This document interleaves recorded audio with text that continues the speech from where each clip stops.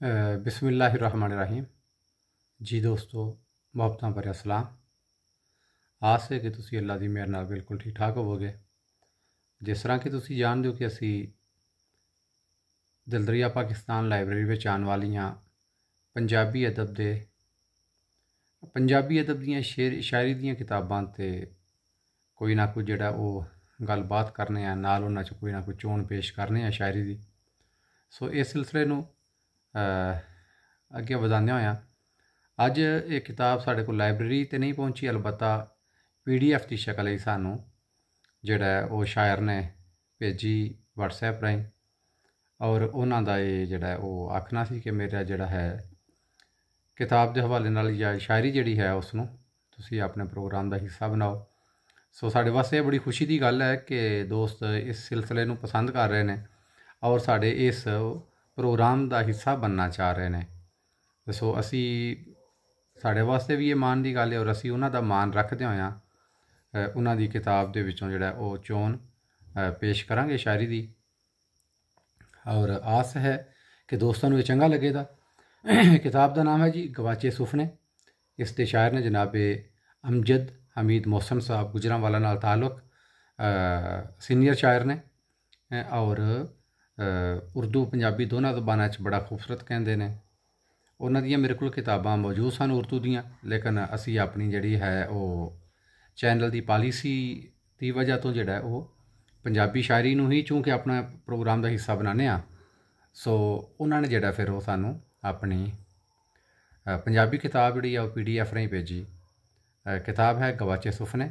1978 की जनाब वाली ये किताब छपी हुई है और ये उस वेले दी जदों कंप्यूटर कंपोजिंग का शायद घट के रिवाज होवेगा और किताबत जिहड़ी है वो सारी कलम नाल हुई है। तो बड़ी खूबसूरत किताब, मैं चूँकि उसनूं पढ़िया बड़ा अच्छा लगा। उस दे विचों जिहड़ा वो चोन जिहड़ी है कुछ तुहाडे नाल सांझी करने आ जी कि दिल दा हाल सुना लैंदे ते चंगा सी, दिल दा हाल सुना लैंदे ते चंगा सी, रुस्से यार मना लैंदे ते चंगा सी, दिल दा हाल सुना लैंदे ते चंगा सी, रुस्से यार मना लैंदे ते चंगा सी, विछड़न वेले भरम गवाया हंजुआ ने, विछड़न वेले भरम गवाया हंजुआ ने, दिल ते काबू पा लैंदे ते चंगा सी, दिल ते काबू पा लैंदे ते चंगा सी, वेला जिवें घोड़ा ए मूँ जोर कोई, वेला जिवें घोड़ा ए मूँ जोर कोई, इस ते काठी पा लैंदे ते चंगा सी, वेला जिवें घोड़ा ए मूँ जोर कोई, इस ते काठी पा लैंदे ते चंगा सी, ते जिन्नू तकिया नक्श उगड़दे उल्फत दे, जिन्नू तकिया नक्श उगड़दे उल्फत दे, ओ तस्वीर बना लैंदे ते चंगा सी, ओ तस्वीर बना लैंदे ते चंगा सी, वांग चकोरां जज्बे मिलदे उड्डण दे, वांग चकोरां जज्बे मिलदे उड्डण दे, चन्न नाल यारी ला लैंदे ते चंगा सी, चन्न नाल यारी ला लैंदे ते चंगा सी, ते होरे हीर सियालन कोई मिल जांदी, होरे हीर सियालन कोई मिल जांदी, कन्नी मुंदरां पा लैंदे ते चंगा सी, कन्नी मुंदरां पा लैंदे ते चंगा सी, झूठ दा अमृत मोहसन जी रास आया नहीं, झूठ दा अमृत मोहसन जी रास आया नहीं, सच दा मोहरा खा लैंदे ते चंगा सी, सच दा मोहरा खा लैंदे ते चंगा सी।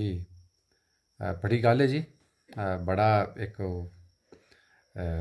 हयाती दे कई पक्ष जिहड़े ने वो भी क्लासिकल शायरी दा अंग भी और जिहड़ा है वो सच दे हवाले नाल उन्हां दा जिहड़ा मकता है वो एक बोलदा होया शेर कि सच दा मोहरा खा लैंदे ते चंगा सी, कि कम अज़ कम जिहड़ा वो बंदे दा नां ते जिंदा रह जांदा है, बंदा सच्चियां दी जमात च आ जांदा है, सच्चियां आह्ली लाइन च आ जांदा है और सच वास्ते या सूली है या जहर है या नेज़ा है या तलवार है, लेकिन सच सच ही है जी। ये झूठ का अमृत जिहड़ा है उसका इनकारी है, और ये हमेश तो ही जिहड़ा वो इन्हां कुर्बानियां वास्ते और इन्हां तख्तियां वास्ते इन्हां दारां वास्ते अपने आप नूं पेश करदा आया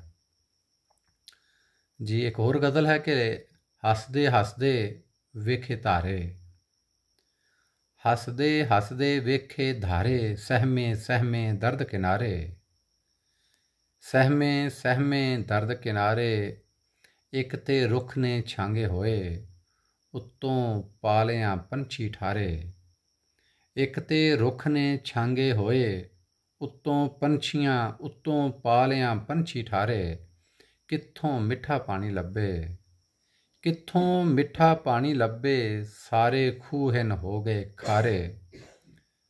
हयाती दी बेसबाती और ज़माने दी जिहड़ी एक ऐसी चीज़ है कि अज कोई चीज़ मंगिया ही नहीं मिलती, और ख़ास तौर पर जिहड़ा कह रहे हैं कि कित्थों मिठा पानी लब्भे, कि लोग जिहड़े ने वो एक दूसरे अल कंड कर गए ने। अखलाकियात और जिहड़ियां रवायात सन और इस दे नाल नाल जिहड़ी एक वसों की माशरे की रवादारी थी वो भी साथ तोड़ती जा रही है। हालांकि देखो कि सन 1978 किताब छपी है और यकीनन उस तो पहलां दे शेर कहे गए होणगे, तो उस वेले भी शायर जिहड़ा वो अगर ये गल कर रहा है, क्योंकि शायरी अपने ऐद की अपने वक्त की तारीख भी होंदी है, और ये वो तारीख होंदी है कि जिस दे अंदर जिहड़ा वो कोई झूठ नहीं आउंदा। बाकी जिहड़े मुअर्रिख होंदे ने वो किसी ना किसी लाबी का हिस्सा होंदे ने, किसी ना किसी प्रोपेगेंडे नूं सामने रख के ते वो तारीख मरतब करते हैं। लेकिन शायर जिहड़ा है वो बेलाग तबसरा करदा है, बेलाग जिहड़ा वो गल करदा है।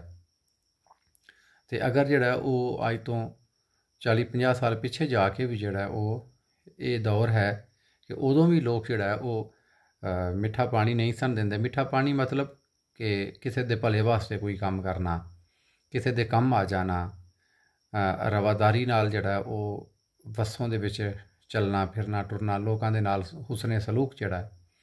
ते कित्थों मिठा पानी लब्भे, सारे खूह हिन हो गए खारे, पत्थर अखां दस ना सकन, पत्थर अखां दस ना सकन, किवें टुटे आस दे तारे, किवें टुटे आस दे तारे। ते बेमौते चिड़ियां मर गईयां, बेमौते चिड़ियां मर गईयां, वेखे ये अगथ दे कारे, बेमौते चिड़ियां मर गईयां, वेखे ये अगथ दे कारे। अगथ जिहड़ा जी वो जदों मुंजी निसरन ते आउंदी है ते भादरों दे अखीर ते जाके उदों जिहड़ा ना जी वो अगथ वगदा है। अगथ मतलब कि पानी बारिश और हनेरी, तेज़ हवा हनेरी की शक्ल च और उस दे विच जिहड़ा बारिश तेज़ बारिश वो जदों वगदी उसनूं आखदे जी अगथ वगया। ते उस दे नाल जिहड़ा वो अक्सर मुंजियां भी डिग जांदियां ने, वो भी नुकसान हुंदा है। ते उन्हां दिनां दे विच जिहड़ा वो चिड़ियां जिहड़ियां ने वो रुखां दे उत्ते आलने बना रहीआं हुंदियां ने, और इस शक्ल दे विच जिहड़ा वो जदों अगथ वगदा है ते वो चिड़ियां विचारियां जिहड़ियां ने वो बेमौत मर जांदियां ने, उस अगथ दा जिहड़ा वो शिकार हो जांदियां ने। सो लिखते हैं कि बेमौते चिड़ियां मर गईयां, वेखे ये अगथ दे कारे, उच्चे उच्चे बंगले बन गए, ढहिंदे जावन नीवें ढारे, उच्चे उच्चे बंगले बन गए, ढहिंदे जावन नीवें ढारे।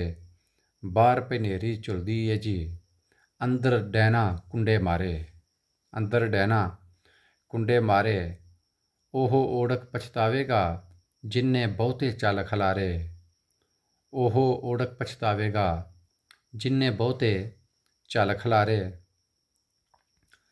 जी इस किताब ਦੇ ਵਿੱਚੋਂ ਇੱਕ आखिरी गज़ल पेश करके तो फिर इजाज़त चाहांगे।